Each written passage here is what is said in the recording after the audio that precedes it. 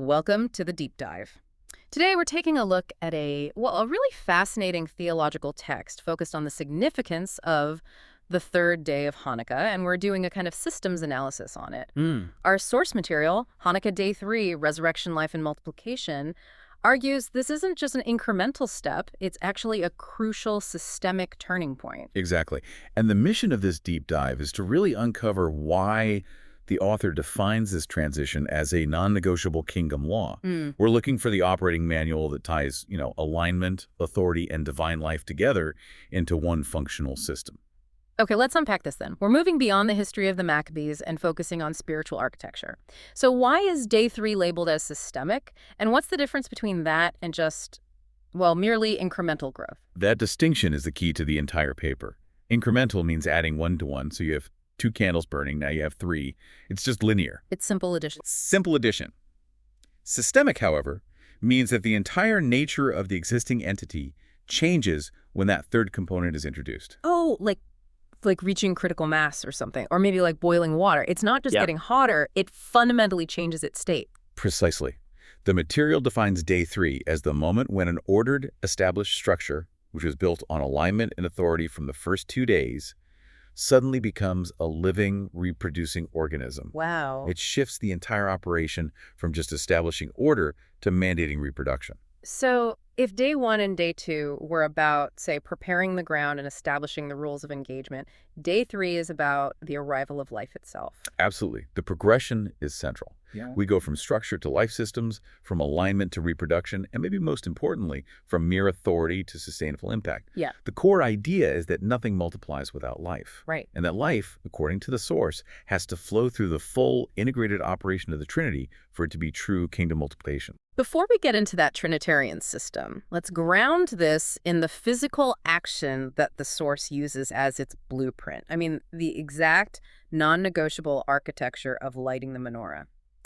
If this is a systemic law, the physical process has to mirror the spiritual one. That's right.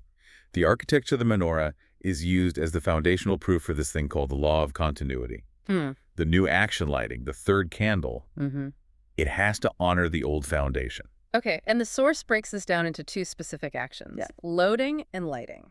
How does the order matter so much here? It matters. Everything. The loading of the wicks, so putting the oil and wick into the cups, is always done right to left, and this preserves what the source calls covenant priority. You have to load the foundation first. You must. The truth established on Day 1 is never, ever replaced. You never abandon the foundation. You never abandon the foundation. But then the lighting process moves left to right. This honors fresh revelation, this dynamic life flowing into the truth that's already been established. The shamash, which is the servant candle, it lights the new candle, Day 3, then it goes to Day 2, and finally Day 1. But here is the critical part, the continuity law. The shamash, the Day 1 candle, and the Day 2 candle all stay lit. So God never extinguishes what he establishes. He only adds life to it. That's a powerful distinction. It is. Day 3 isn't about replacing the previous steps, but it's about infusing divine life into the system that is already aligned and authorized. It's the activation. We have the architecture, we have the authorization, now we get the engine, the divine life, for the purpose of sustainable increase. Now, this is where the system gets really interesting. When that third candle is burning, the source says the menorah is now operating as a complete Trinitarian system.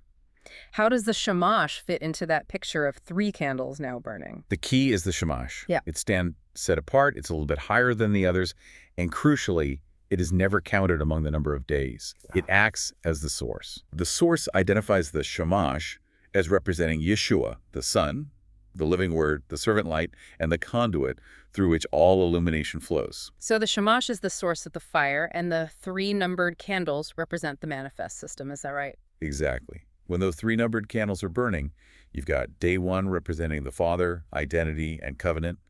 Day 2, the Spirit's established authority and order. And Day 3, the Son's resurrection, life, and power. The source argues the menorah functions as the full, manifest presence of God operating in unity. The implication being that multiplication only happens when the entire Godhead is operating through the system. That's the critical shift in action that Day 3 brings. It changes God's function from external to internal governance. Okay, break that down. Day 1 was about what God did for you.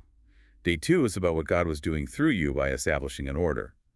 But day 3 is the big shift to God dwelling, reproducing, and governing from within you. That concept of internal governance it's pretty complex. Yeah. What does that look like practically for someone listening?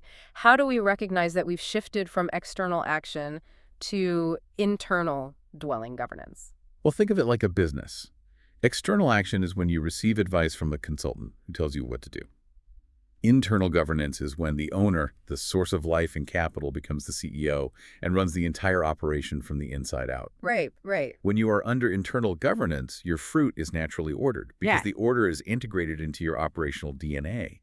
The desire for reproduction is the desire of the governor within you. And that immediately ties into the creation narrative the source material really stresses. Day 3 is explicitly tied back to the third day of creation, where this law of reproduction was instituted. Let the earth bring forth fruit according to its kind. Yes, and this law of reproduction is what makes the kingdom formula non-negotiable. If you skip life, you cannot reproduce fruit of God's kind. So this gives us the formula for sustainable impact. Sustainable multiplication equals covenant alignment from day 1, plus established authority from day 2, plus divine life from day 3.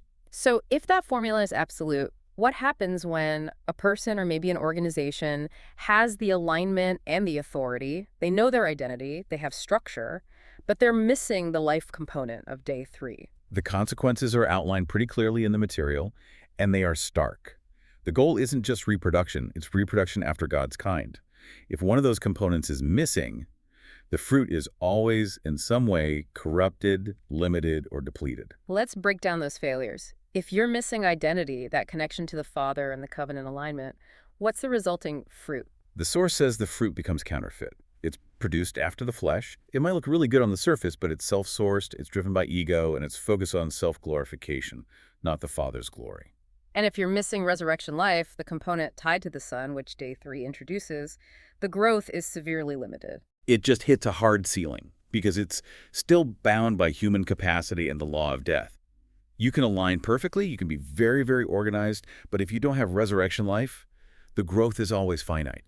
You can't produce eternal fruit from temporal resources. And finally, missing the multiplication power, the element of the Holy Spirit. That results in burnout. Right. Burnout through self-effort. Yeah. You are pushing the system with your own energy, striving to make the fruit endure, but it inevitably drains the vessel. Day 3 activates reproduction after God's kind, which ensures the output is always replenishing, not draining. That perfectly sets up what the source identifies as the biggest stalling point. Many people, or even ministries, they align, they have great authority, but they just stall out. They never multiply. The missing link is consistently identified as resurrection. Right. Multiplication requires resurrection, and resurrection requires death to self-sourcing. The material cites John 12.24. Unless a grain of wheat falls into the ground and dies, it remains alone. So how does one practically die to self-sourcing without just adopting some unhealthy discipline that leads you right back to that same burnout? It's a shift in trust. It's not about discipline, it's about trust. Dying to self-sourcing means recognizing that your capacity is inherently limited, and you have to receive life, not generate it. The source emphasizes that resurrection is not something we do. It's a power we receive to flow through us. If we're still trying to generate fruit from our own resources, our flesh and ambition, the potential for multiplication just stays isolated and dead, like that lone grain of wheat. This concept of divine fuel becomes so critical when the source introduces acceleration, this idea of compressed time. And that sounds very appealing in our fast-paced world, but also incredibly dangerous if the fuel source is wrong. Oh, acceleration is the ultimate stress test. The source states that acceleration exposes what fuel you are truly running on. If you accelerate without resurrection power as your fuel, the result is instantaneous burnout, anxiety, depletion. The fast pace consumes the vessel. You're burning the candle from both ends, relying on passion or caffeine, not life. Exactly. But acceleration with resurrection power, and it cites Romans 8.11, if the same Spirit who raised Jesus from the dead dwells in you, that leads to sustainable kingdom impact. This is the only non-depleting fuel. I think this is where the deep dive becomes truly memorable. Can you elaborate on the difference between that self-sourced acceleration and divinely fueled acceleration? Think of it like a high-performance engine, a conventional engine. So human effort, it can handle acceleration for a brief period, right? Yeah. But the intense effort quickly breaks down components, and it requires costly downtime and maintenance. And that's burnout. Yeah, that's burnout. But a system fueled by resurrection power is designed for compressed time.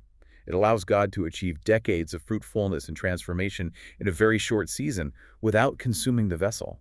The power isn't coming from the vessel, it's flowing through it. It's continuous replenishment. It's built right into the system, yes. So when the third candle is lit, life is added to the burning alignment and authority, and this creates what the Source calls governing light, which is not just a warm, fuzzy glow. No, not at all. The word governing is very intentional. It means the light is ordered, it's purposeful, and it provides a clear safeguard against chaotic or counterfeit outcomes. It ensures the fruit remains anchored to covenant and authority. Okay. And the Source draws this sharp contrast between two types of fruit that we often see produced today, The first being disconnected fruit. which is defined as flesh-driven, chaotic, temporary, and critically consuming. It always demands more energy and effort than it produces. It's about building a tower to your own name, And the second type is Trinitarian fruit. which is spirit-generated, ordered, enduring, and replenishing. This is the fruit that actually feeds the system, sustains the vessel, and genuinely advances the kingdom agenda. And this contrast reveals the mandate of Day 3. The body of Christ is called not just to represent Christ, which is possible with Day 1 and 2 alignment, but to reproduce him. And that's the profound difference between a simple glowing light and a governing light. That is a truly defining distinction. Day 3 forces the individual listener and every organization to ask, what kind of life is being reproduced through you? And this helps clarify what true kingdom fruit is and what it isn't. Yeah, and the material cautions us because kingdom truth is so often mistaken for external metrics. It is not merely activity, visibility, influence, or output. Those are often just the results of successful human ambition and self-effort, which are limited by death. So according to the Source, kingdom fruit is something internal and enduring. Precisely. Kingdom fruit is defined as Christ-likeness, disciples reproduced, systems transformed, and life multiplying life. And that is the mechanism that glorifies the Father. It defines the goal not as some individual achievement, but as a perpetual living system that generates eternal returns. So what does this all mean for us? We've taken this deep dive into the architectural significance of Hanukkah Day 3, and well, we've realized it's fundamentally about infusion. It's about taking established alignment and authority and supercharging them with divine life for sustainable reproduction. That's right. It's the mandate for multiplication becoming operational law. The final kingdom anchor from the material lays out the journey so clearly.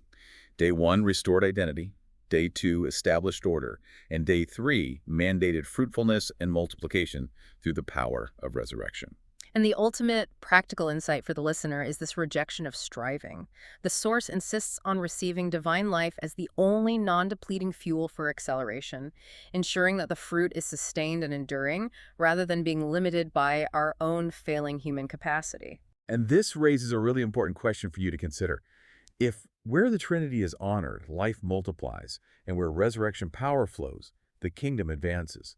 What specific area of your life system or your established structure needs that infusion of divine life to shift from incremental, draining effort to sustainable, governing reproduction? You have the alignment, you have the authority. Now are you ready for the life?